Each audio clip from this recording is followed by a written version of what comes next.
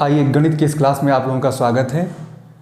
इसमें देखिए एक हमारे पास वेक्टर अलजेब्रा का क्वेश्चन है। 12th क्लास में देखिए 2014, 16, 17 में ये पूछा गया है। तो देखिए दो तरीके हमारे पास हैं। एक तो ये ज्योमेट्रिकल तरीका है, एक हमारे पास शॉर्टकट है कि इसको हम बहुत इजीली कैसे सॉल्व करें। मान लीजिए हमें समझना नहीं है उसका मतलब कि उसका सेंस नहीं समझना, उसका भाव क्या है, उसकी ज्योमेट्री नहीं समझनी है अगर हमको, तो मेरे पास एकदम शॉर्टकट है। कभी भी इस तरह का सवाल दिखाई पड़ जाए कि किसी वेक्टर का दूसरे वेक्टर की दिशा में प्रक्षेप निकालना हो, ठीक है, तो एक तरीका तो यह है कि आप तुरंत इन दोनों वेक्टरों का क्या करोगे भाई, ए डॉट बी निकालोगे। क्या निकालोगे? A dot B. दोनों वेक्टरों का डॉट प्रोडक्ट निकाल के यहां पे बात आती है हम बी से भाग करें कि ए से, तो याद रखना किससे भाग करें, वो नियम क्या है, वो रूल क्या है, जिसका कहा जाए ना वो तो ऊपर रहेगा ए डॉट और दूसरा वेक्टर ए डॉट बी तो हमेशा ही रहेगा, लेकिन जो नीचे रहेगा वो यहां से पता लगेगा, पर या की दिशा में लिखा हो, जिस वेक्टर की दिशा में लिखा हो या जिस वेक्टर पर लिखा हो, याद रखना ऑन ऑन ऑन, पर का मतलब यहां पे ऑन। इस वेक्टर का इस पर प्रक्षेप अगर चाहिए, जिस पर प्रक्षेप चाहिए वो वेक्टर यहां डिवाइड में आएगा, उसका मैग्नीट्यूड यहां लिखा जाएगा, वेक्टर बी का मैग्नीट्यूड यहां लिखा जाएगा, तो तुरंत आपका ये प्रक्षेप आ जाएगा। तो शॉर्टकट में मैं यहां लिख देता हूं प्रक्षेप, ठीक है, किसका किससे, ए का बी पर, ए का बी पर, वेक्टर ए का बी पर प्रक्षेप, यहां लिख दो ज्यादा अच्छा रहेगा। वेक्टर ए का, वेक्टर का तीर का निशान बना दीजिए, बी पर या दिशा में, बात एक ही है, बी पर या डायरेक्शन में, दिशा में प्रक्षेप। तो अच्छे से हमको दिमाग में होना चाहिए कि जब इन दोनों वेक्टरों का हमेशा डॉट प्रोडक्ट करना है, चाहे इसका इस पर हो चाहे इसका इस पर, लेकिन जिस पर रहे ना उसी का हम यहाँ पे क्या लेंगे, यहाँ पे लेंगे, यानी उसके डिनोमिनेटर में उसी के मैग्नीट्यूड से भाग कर देंगे, बस हमारा आंसर तुरंत खट से आंसर आ जाएगा। तो आइए स्टार्ट करते हैं। तो पहले हमें क्या क्या चाहिए ये चीज़ निकालने के लिए, आपको चाहिए ए डॉट बी, साथ साथ में मैग्नीट्यूड ऑफ बी चाहिए।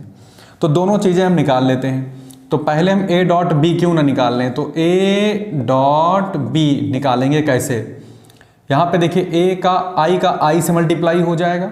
देखिए मान लीजिए हमारे पास यहीं पर डॉट लगा दूं मैं अगर ऐसे करके, तो आई का आई से मल्टीप्लाई हो जाएगा, इसको मैं हटा ही देता हूँ।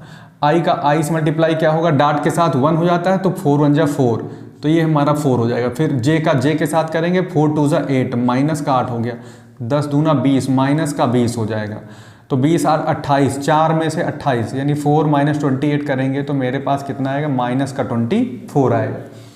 उसके बाद हम लोग क्या करेंगे, मैग्नीट्यूड ऑफ बी भी निकालेंगे। मैग्नीट्यूड ऑफ बी कैसे निकलेगा, अंडर रूट, और बी को देखिए आई 1 का स्क्वायर प्लस माइनस 2 का स्क्वायर प्लस यहाँ कितना हो जाएगा, 2 दूना 4, ठीक है, यानी 2 का स्क्वायर, तो ये सब हमको क्या दे देगा, अंडर रूट 9 दे देगा, और इसका स्क्वायर रूट करोगे कितना आएगा, 3 आएगा।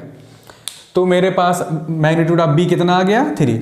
इसलिए फाइनली हमारे पास हम लोग लिख सकते हैं, इसलिए वेक्टर ए का बी पर क्या, बी की डायरेक्शन में क्या, प्रोजेक्शन, तो हमारे पास आंसर में क्या आएगा, A dot B upon magnitude of B, और इसकी वैल्यू ऊपर कितनी आई है, -24, और बी की वैल्यू क्या आई है, यहाँ पे 3 आई है, तो -8 आया है।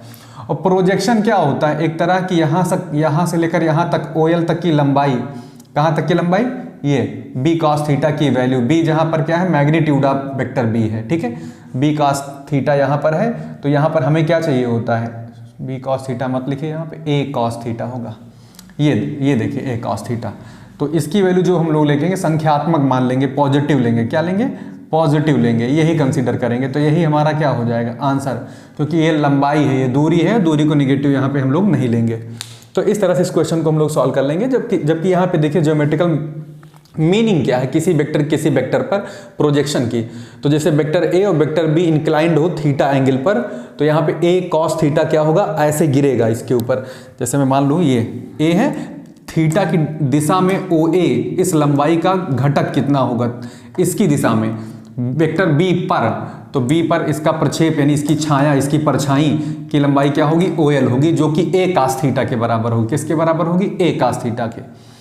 तो a cos थीटा कैसे निकालेंगे, क्योंकि हमारे पास cos थीटा की वैल्यू हम जानते हैं a dot B upon magnitude of a magnitude of b vector में होता है।